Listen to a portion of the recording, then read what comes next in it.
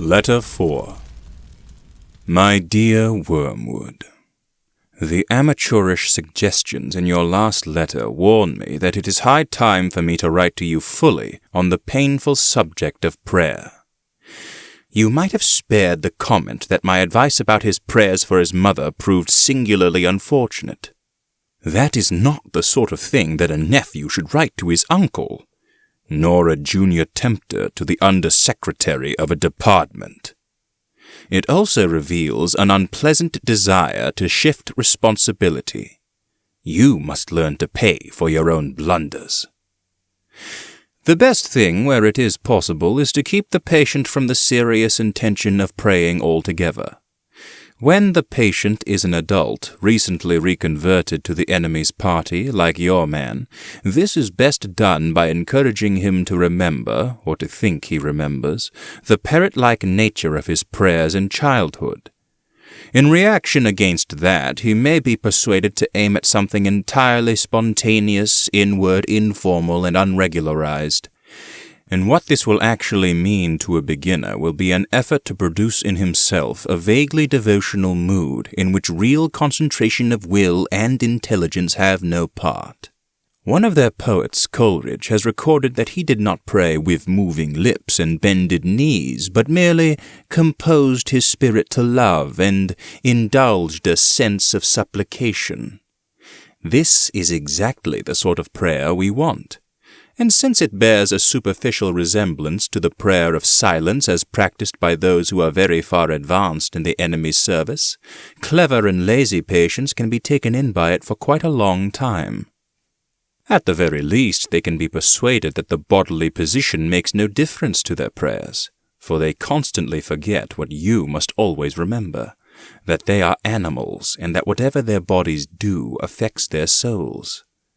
It is funny how mortals always picture us as putting things into their minds. In reality, our best work is done by keeping things out.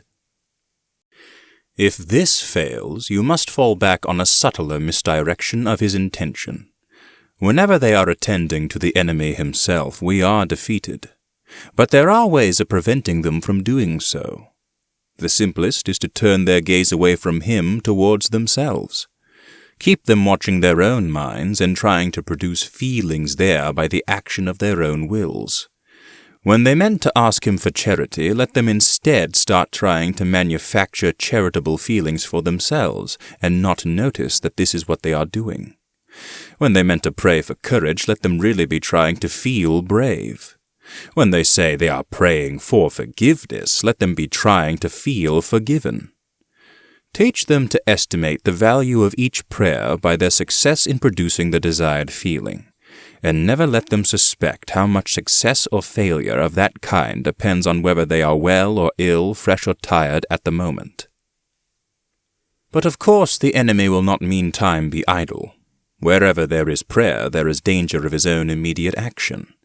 He is cynically indifferent to the dignity of his position and ours as pure spirits, and to human animals on their knees he pours out self-knowledge in a quite shameless fashion. But even if he defeats your first attempt at misdirection, we have a subtler weapon. The humans do not start from that direct perception of him which we, unhappily, cannot avoid. They have never known that ghastly luminosity, that stabbing and searing glare which makes the background of permanent pain to our lives. If you look into your patient's mind when he is praying, you will not find that.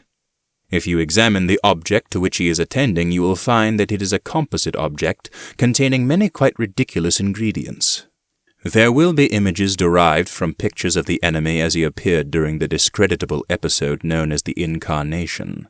There will be vaguer, perhaps quite savage and puerile images associated with the other two persons. There will even be some of his own reverence and of bodily sensations accompanying it, objectified and attributed to the object revered.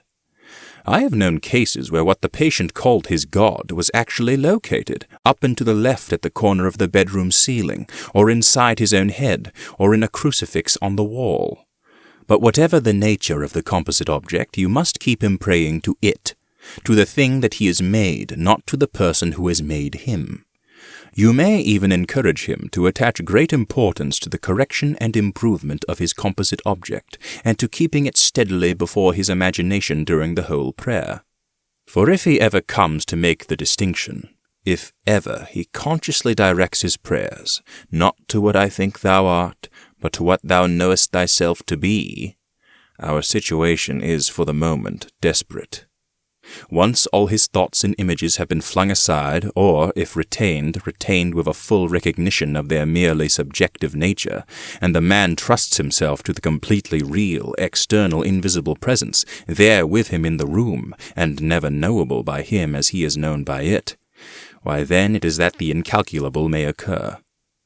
In avoiding this situation, this real nakedness of the soul in prayer, you will be helped by the fact that the humans themselves do not desire it as much as they suppose. There is such a thing as getting more than they bargained for. Your affectionate uncle, Screwtape. Letter 5. My dear Wormwood, it is a little bit disappointing to expect a detailed report on your work and to receive instead such a vague rhapsody as your last letter. You say you are delirious with joy because the European humans have started another of their wars. I see very well what has happened to you. You are not delirious. You are only drunk. Reading between the lines in your very unbalanced account of the patient's sleepless night, I can reconstruct your state of mind fairly accurately. For the first time in your career, you have tasted that wine which is the reward of all our labors, the anguish and bewilderment of a human soul, and it has gone to your head. I can hardly blame you. I do not expect old heads on young shoulders. Did the patient respond to some of your terror pictures of the future? Did you work in some good self-pitying glances at the happy past? Some fine thrills in the pit of his stomach, were there? You played your violin prettily, did you? Well, it's all very natural. But do remember, Wormwood, that duty comes before pleasure. If any self-indulgence on your part leads to the ultimate loss of the prey, you will be left eternally thirsting for that draught of which you are now so much enjoying your first sip. If, on the other hand, by steady and cool-headed application here and now you can finally secure his soul, he will then be yours forever. A brimful living chalice of despair and horror and astonishment, which you can raise to your lips as often as you please. So do not allow any temporary excitement to distract you from the real business of undermining faith and preventing the formation of virtues. Give me, without fail, in your next letter, a full account of the patient's reactions to the war, so that we can consider whether you are likely to do more good by making him an extreme patriot or an ardent pacifist. There are all sorts of possibilities. In the meantime, I must warn you not to hope too much from a war. Of course, a war is entertaining. The immediate fear and sufferings of the humans is a legitimate and pleasing refreshment for our myriads of toiling workers. But what permanent good does it do us unless we make use of it for bringing souls to our Father below? When I see the temporal suffering of humans who finally escape us, I feel as if I had been allowed to taste the first course of a rich banquet and then denied the rest. It is worse than not to have tasted it at all. The enemy, true to his barbarous methods of warfare, allows us to see the short misery of his favorites, only to tantalize and torment us, to mock the incessant hunger which, during this present phase of the great conflict, his blockade is admittedly imposing. Let us therefore think rather how to use than how to enjoy this European war, for it has certain tendencies inherent in it which are in themselves by no means in our favor. We may hope for a good deal of cruelty and unchastity, but, if we are not careful, we shall see thousands turning in this tribulation to the enemy, while tens of thousands who do not go so far as that will nevertheless have their attention diverted from themselves to values and causes which they believe to be higher than the self. I know that the enemy disapproves many of these causes, but that is where he is so unfair. He often makes prizes of humans who have given their lives for causes he thinks bad on the monstrously sophistical ground that the humans thought them good and were following the best they knew. Consider, too, what undesirable deaths occur in wartime. Men are killed in places where they knew they might be killed and to which they go if they are at all of the enemy's party prepared.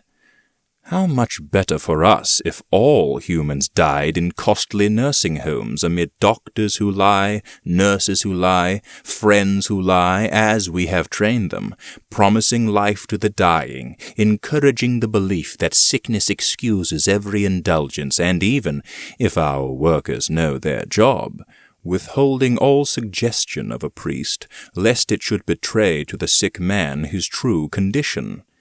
And how disastrous for us is the continual remembrance of death which war enforces.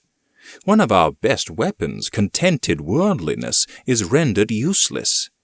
In wartime, not even a human can believe that he is going to live forever. I know that Scabtree and others have seen in wars a great opportunity for attacks on faith, but I think that view was exaggerated. The enemy's human partisans have all been plainly told by him that suffering is an essential part of what he calls redemption, so that a faith which is destroyed by a war or a pestilence cannot really have been worth the trouble of destroying. I am speaking now of diffused suffering over a long period such as the war will produce. Of course, at the precise moment of terror, bereavement, or physical pain, you may catch your man when his reason is temporarily suspended. But even then, if he applies to enemy headquarters, I have found that the post is nearly always defended. Your affectionate uncle, Screwtape.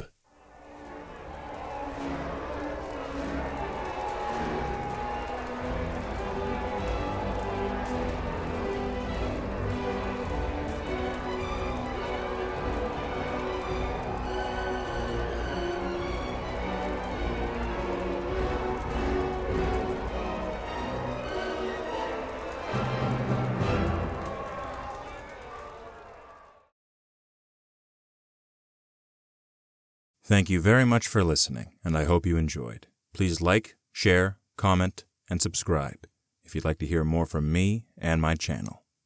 Thank you.